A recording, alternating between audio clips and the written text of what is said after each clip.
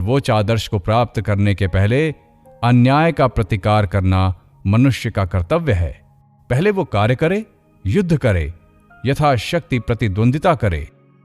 जब उसमें प्रतिकार की यह शक्ति आ जाएगी, केवल तभी अप्रतिकार उसके लिए एक गुण स्वरूप होगा। अपने देश में एक बार एक व्यक्ति के साथ मेरी मुलाकात हो गई। मैं पहले से ही जानता था कि वो आलसी, बुद्धिहीन और अज्ञ है। उसे कुछ जानने की स्पृहा भी न थी। सारांश ये कि वो पशुवत अपना जीवन व्यतीत करता था। उसने मुझसे प्रश्न किया, भगवान की प्राप्ति के लिए मुझे क्या करना चाहिए? मैं किस प्रकार मुक्त हो सकूंगा? मैंने उससे पूछा, क्या तुम झूठ बोल सकते हो? उसने उत्तर दिया, नहीं। मैंने कहा, तब तुम पहले झूठ बोलना सीखो। पशुवत अथवा एक लट्ठे के सदृश जड़वत जीवन यापन करने की अपेक्षा झूठ बोलना कहीं अच्छा है। तुम अकर्ण्य हो। अवश्य तुम उस सर्वोच्च निष्क्रिय अवस्था तक नहीं पहुंचे जो सब कर्मों से परे और परम शांतिपूर्ण है। और तो और तुम इतने जड़ भावापन्न हो कि एक बुरा कार्य करने में भी तुम में ताकत नहीं। अवश्य इतने तामसिक पुरुष बहुधा नहीं होते। और सच पूछो तो मैं उससे मजाक ही कर रहा था। पर मेरा मतलब यह था कि संपूर्ण निष्क्रिय अवस्था या शांत भाव प्राप्त करने के लिए मनुष्य को कर्मशीलता में से होकर जाना होगा। आलस्य का प्रत्येक दशा में त्याग करना चाहिए। क्रियाशीलता का अर्थ है प्रतिकार। मानसिक तथा शारीरिक समस्त दुर्बलताओं का प्रतिकार करो, और जब तुम इस प्रतिकार में सफल हो जाओगे तभी शांति प्राप्त होगी।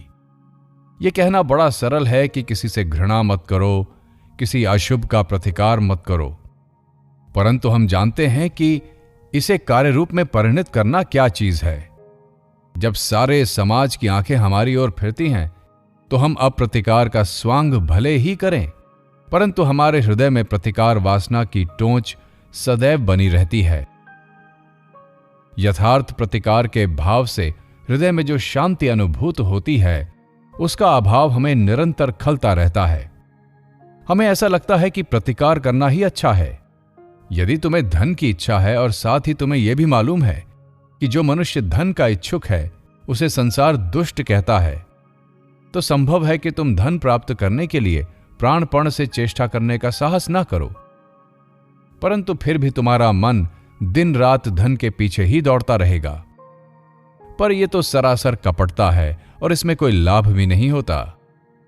संसार में कूद पड़ो और जब तुम इसके समस्त सुख और दुख भोग लोगे तभी त्याग आएगा, तभी शांति प्राप्त होगी।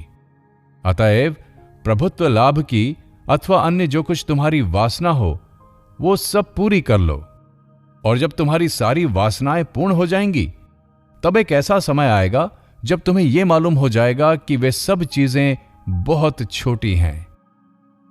परंतु जब तक तुम्हारी वो वासना तृप्त नहीं होती, जब तक तुम उस कर्मशीलता में से होकर नहीं जा चुकते, तब तक तुम्हारे लिए उस शांत भाव एवं आत्मसमर्पण तक पहुंचना नितांत असंभव है। ये अहिंसा तत्व, ये अप्रतिकार धर्म गत हजारों वर्षों से प्रचारित होता आया है। प्रत्येक व्यक्ति ही इसके बारे में बचपन से सुनता आया है, परंतु फिर भी आज संसार में हमें बहुत कम लोग दिखाई देते हैं जो वास्तव में उस स्थिति तक पहुंच सके हैं। मैंने लगभग आधे संसार का भ्रमण कर डाला है, परंतु मुझे